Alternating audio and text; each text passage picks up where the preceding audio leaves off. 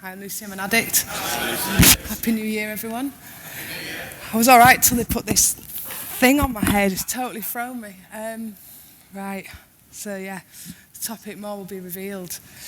I've known for a little while that I'm sharing on that topic, and I've tried to read about it and remember some of the things that I've read, and it goes in, but I can't recite any of it word for word, so you just have to kind of bear with me on my understanding of more will be revealed.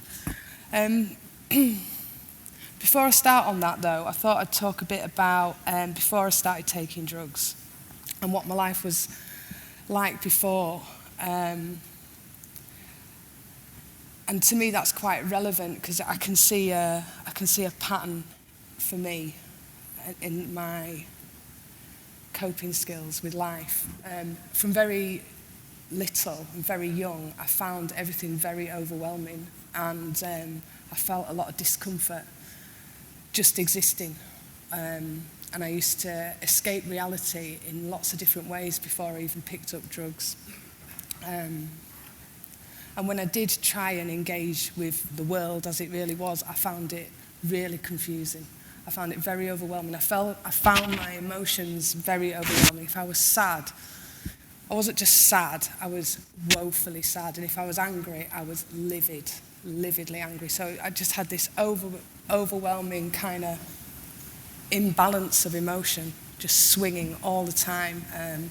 Confusion, a lot of sadness, and a lot of disengaging from life. And, I did find the world fascinating, but confusing. I did feel like, when I look back to my childhood, the way that I saw the world was the way that I kind of saw it when I took acid, for example. It was a very, very weird place to be for me. I found drugs at the age of 13 and felt relief, a massive sense of, I can rest. This is just going to get easier now. I've just found these drugs and I'm going to use drugs. And that's how I wanted it to be at that time. I told myself this is all right. So society and me really started to part company at about the age of 13, 14, when everyone else was getting an education and learning about relationships and honesty with their family members or whatever. I was starting to really go my separate way from it all. And there wasn't too much thought put into that. It was just a basic, this feels better than that, and that's it. It was as simple as that. This feels better. I can control how I feel. I can control my emotions. And at first I quite liked the excitement of stealing and all that kind of stuff to fund my drug use. It was all a bit exciting. And I knew nothing about addiction, I knew nothing about being an addict, I knew nothing about I'd never kind of reflected on how drugs might get in the way of my ability to live. I didn't think about anything like that, I just used. And it wasn't until I got pregnant with my eldest that something slightly dawned on me that this might not now be all right. And I needed to sort it out, which that was when I found things a problem. So I was 19, 20, and realising that I had a habit, which sounds very naive, doesn't it, and very a bit daft, you could say, but that's how it was. Yeah, so up until that point, I was kind of quite happy with my drug use. I was proper into it, I loved it. I kind of liked the fact that I was rebelling from the rest of the society. I didn't conform, didn't go to school, wasn't interested. I thought I was having a good time until I tried to stop. And that's when it started getting really messy, and when I realised that I couldn't stop. And ended up having my daughter whilst on dihydrocodeine and other various drugs and struggling.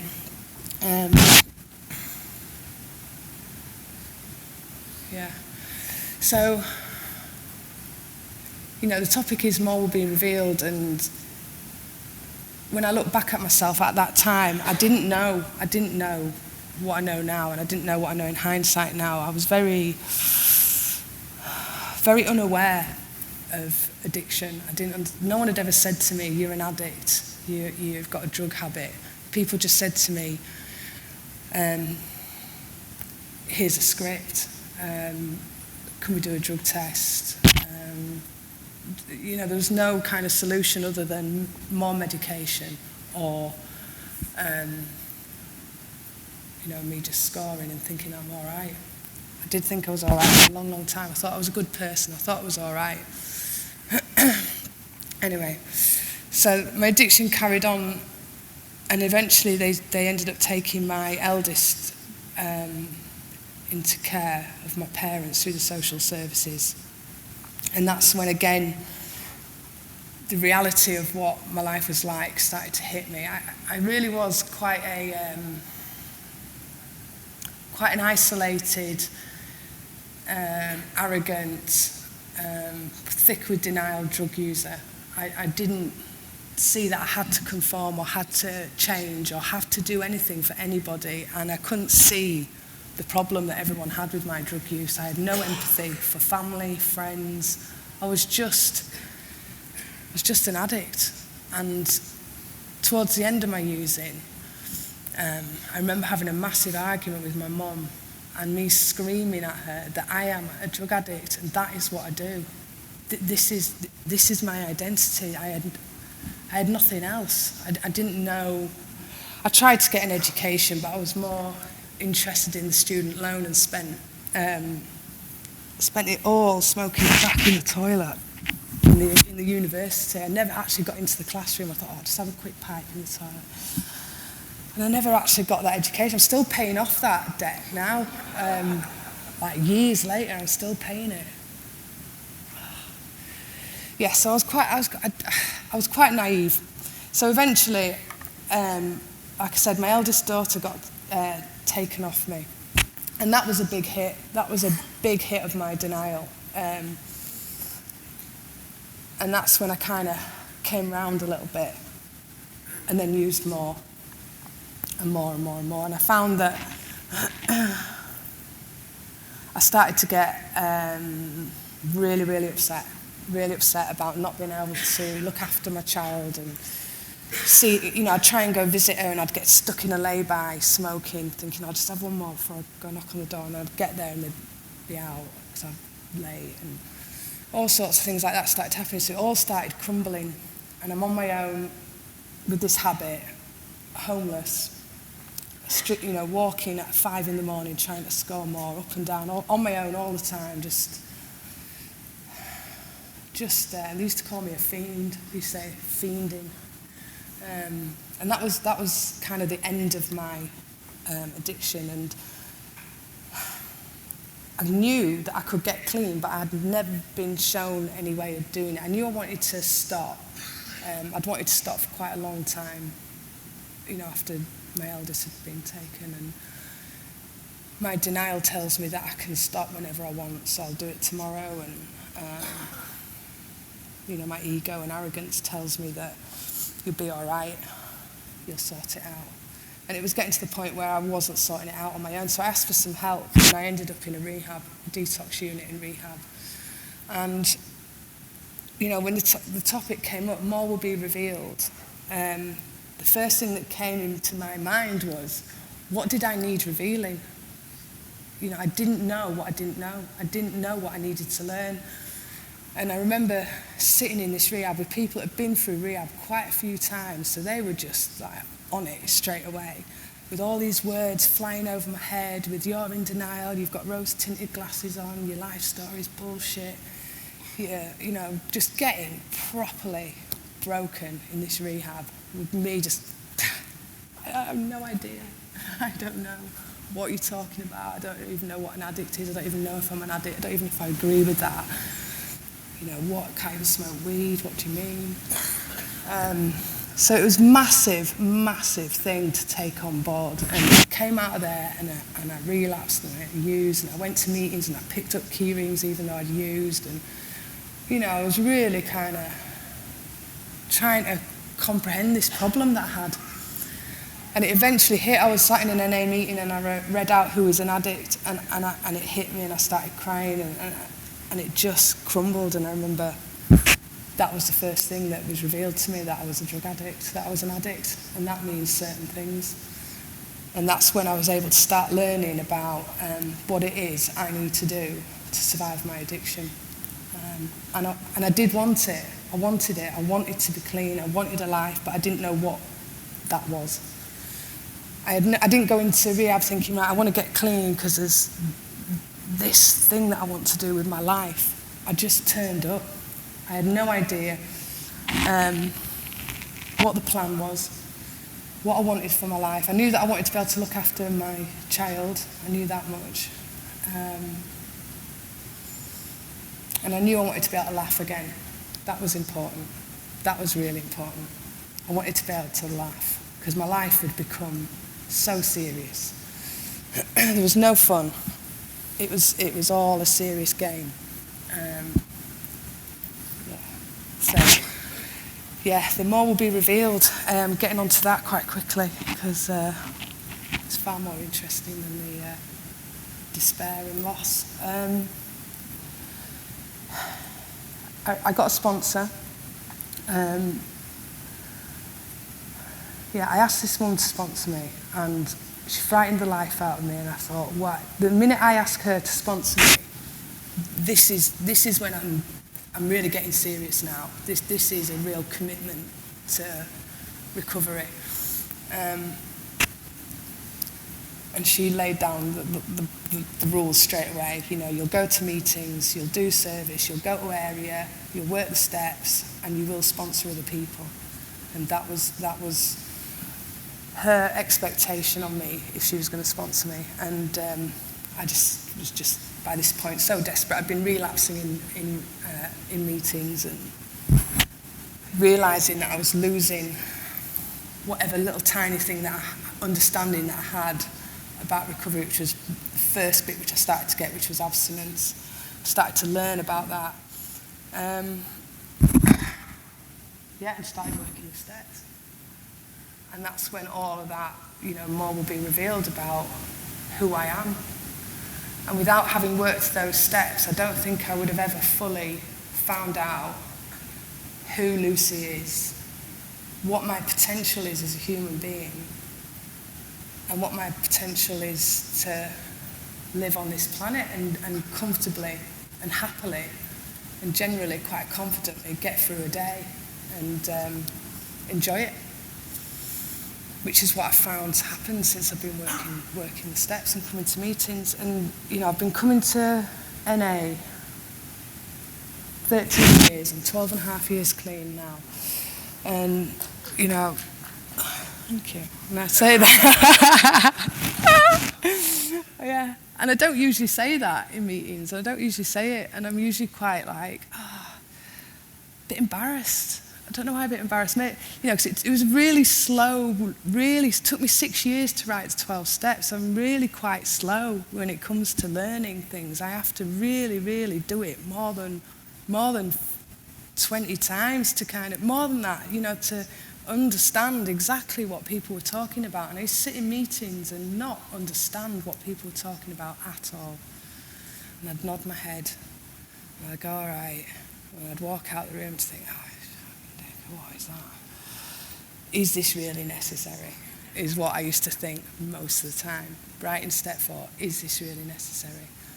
You know, and my sponsor used to say, more will be revealed. And that is what she used to say to me, you know, it's the most loving, kind thing you can do for yourself. And I trusted her. She was the first person that I trusted. I was quite broken in terms of relationships and trust and honesty. You know, I told lies even when I didn't need to tell lies. I don't know why I lied. They just fell out my mouth. But she was the first person that I really wanted to tell the truth to. I wanted to tell her the truth. And I I wanted to, whether I did or not is a different thing, but I had that desire to have what she had through working the 12-step program. So, yeah, kept coming back. And it's such a big thing for me, is my using and my recovery. Sometimes I get lost in it all and I don't know where to start, and I don't know what's important for people, and I don't know what's relevant.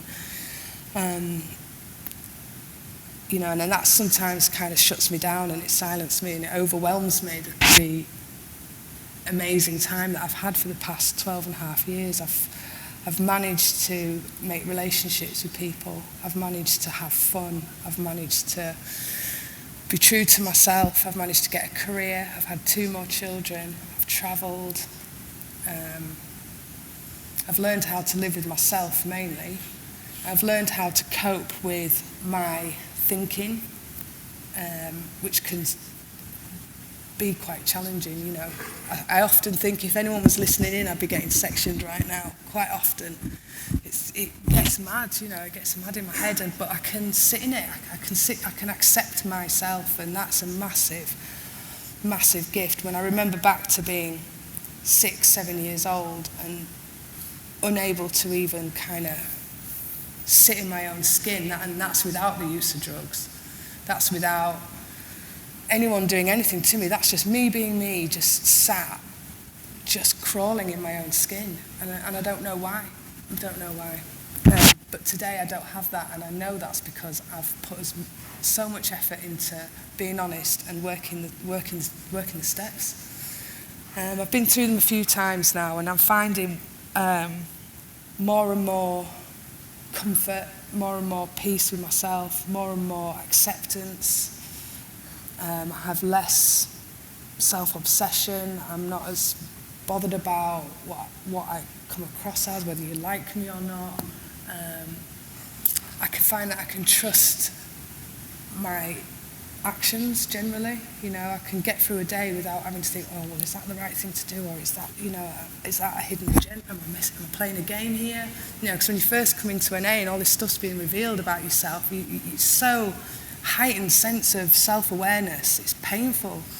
I remember just being so much pain with this program and thinking, is this really necessary? I am raw. I might as well be sat here naked in this meeting, stripped raw, not knowing if anything I say now is genuine. Is it real? Am I honest? Am I not? You know, it's massive, massive thing for me. And I needed it. I was so shut down and so isolated and insular and so driven by my addiction and serving its needs and its needs only, that I hadn't reflected on being me, being on this planet. But I hadn't taken it. It was just, I didn't know who I was when I got here. And I've had to rebuild all of it, right, everything. I had to start from scratch with everything. And it's been,